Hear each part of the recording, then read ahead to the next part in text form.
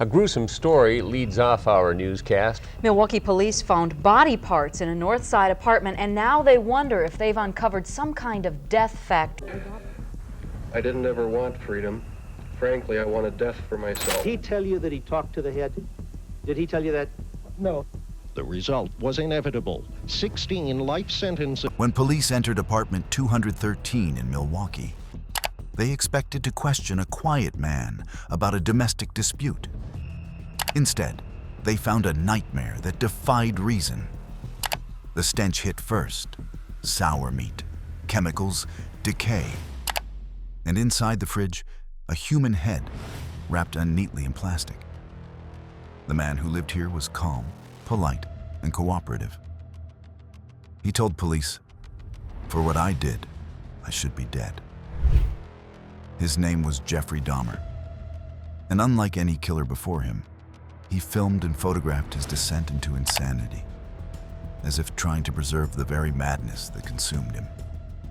He had killed more than a dozen people and eaten some of them in his Milwaukee apartment that was literally a house of horrors. There are 11 individuals that... That's not control! Don't me, Jeffrey! I kill you! I can't take I kill you! What?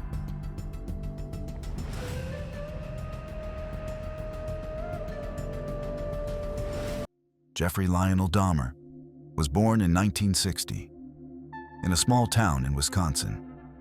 His father, Lionel, was a chemist, quiet, analytical, emotionally distant. His mother, Joyce, struggled with mental illness and addiction. Their home looked normal from the outside, but inside, chaos lived between the walls. Screaming matches, isolation. As his parents fought, Jeffrey withdrew, a shy boy who spent hours in the woods, collecting bones, dissecting animals, and bleaching their skeletons clean. When other kids played baseball, Jeffrey preserved roadkill. When his father found jars of dissected frogs in the shed, he smiled, thinking his son had inherited his curiosity for science. But Jeffrey wasn't curious about life. He was obsessed with death. By high school, he'd started drinking, bottles of beer hidden in his locker, whiskey in a thermos. Classmates described him as quiet, awkward, but strangely funny. He would mimic seizures, pretend to have fits in the middle of class. The weird kid everyone laughed at but never understood. Teachers saw a polite, if distracted, young man. They had no idea that every night, Dahmer fantasized about controlling another human being, about keeping them from ever leaving. In 1978, just weeks after graduating high school, his parents' marriage finally collapsed. His mother left home, taking his younger brother. His father moved out soon after. For the first time in his life, Jeffrey Dahmer was completely alone. And that's when he killed for the first time. June 1978. Jeffrey spots a hitchhiker named Stephen Hicks, a young man with long hair and a guitar slung over his shoulder. He offers him a ride home and a few beers. Hicks agrees. They hang out for hours, drinking, listening to music. But when Hicks says he needs to leave, the fear of being left again. He grabs a dumbbell from the floor, strikes Hicks in the head, then strangles him. Afterwards, he sits beside the body for hours. Then he dismembers it, dissolves the flesh in acid, and scatters the remains behind his house. Years later, he'd tell investigators, "I didn't set out to kill him. I just wanted him to stay, that one night would define the rest of Jeffrey Dahmer's life." After the murder, Jeffrey Dahmer tries to move on with his life, pretending that nothing happened. He enrolls in college, perhaps hoping that a normal routine could drown out the chaos in his mind.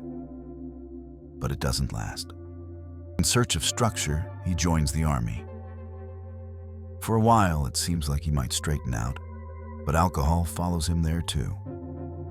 His drinking spirals out of control, and 2 years later, he's discharged. At one point, Dahmer moves in with his grandmother in Milwaukee. She's kind, gentle, and probably the last person who truly cares for him. But even there, his darkness follows him. His impulses don't disappear, they just hide beneath the surface, waiting. His grandmother begins to notice strange things. The odd smell from the basement, Jeffrey staying out late, acting distant and secretive. Still, she doesn't imagine what's truly going on in his mind. One day she finds a mannequin in his closet. When she confronts him, Jeffrey laughs it off, saying it's just a prank. But the truth is far more disturbing. He had stolen the mannequin from a store because he wanted something that wouldn't leave him, something he could control completely. Yet even that doesn't satisfy him for long. The fantasies start to twist and darken, feeding on his loneliness and obsession. And soon, Dahmer's urges take over once again. The line between thought and action fades, and he's ready to kill again. In 1987, Dahmer checks into a hotel with a man named Stephen Tuomi. He wakes up hours later, blood on his hands, the man dead beside him. He claims he blacked out. But something in him had changed. For the first time, he felt power. He felt ownership. He buys a large blue barrel. Inside, he keeps acid. It becomes his weapon of disposal. Between 1987 and 1991, Dahmer kills 17 men. He lures them home with promises of money and drinks. He drugs them, strangles them, photographs them. He arranges their bodies in poses, as if creating art from death. In his kitchen, human skulls line the cabinets. In the fridge, organs stored in jars. In the bedroom, a 57-gallon drum filled with acid and torsos. July 22, 1991. Dahmer meets a man named Tracy Edwards at a shopping mall. He invites him over to take photos for $100. Inside, the apartment smells of death and bleach. The air feels thick. Dahmer offers him a drink, laced with sleeping pills. Then he turns on The Exorcist 3. He sits in the dark, rocking back and forth, whispering the movie's lines to himself. When Edwards tries to leave, Dahmer snaps a handcuff on his wrist. He says, "I'm going to eat your heart." Tracy bolts for the door. He escapes barefoot into the street, flagging down 2 police officers. When they enter the apartment, they find something that even veteran detectives would never forget. A head in the fridge, a heart in the freezer, skeletons in the closet, and Polaroids, dozens of them, showing Dahmer's process from life to death. At his trial, Dahmer sits motionless, expressionless, as prosecutors read each victim's name aloud. Families sob in the courtroom. He never looks up. When asked why he did it, Dahmer's voice is calm. It wasn't hatred. It was obsession. I wanted them to be a part of me, permanently. He's sentenced to 957 years in prison. Even then, the world can't look away. Documentaries, interviews, fans, all wanting to understand how a man could become this. Dahmer himself admits, "I didn't feel evil.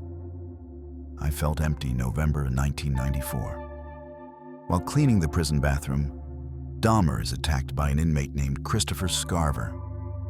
He beats him to death with a metal bar. When asked why, Scarver says, "God told me to do it." The man who killed to control others died in a moment where he had none.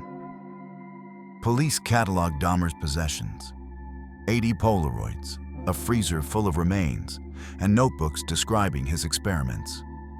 It wasn't just murder, it was ritual. He filmed his own madness, each image a mirror reflecting what happens when loneliness mutates into obsession. Jeffrey Dahmer wasn't the monster in the closet. He was the man who held the door open and smiled. Because real evil doesn't roar. It whispers. It blends in.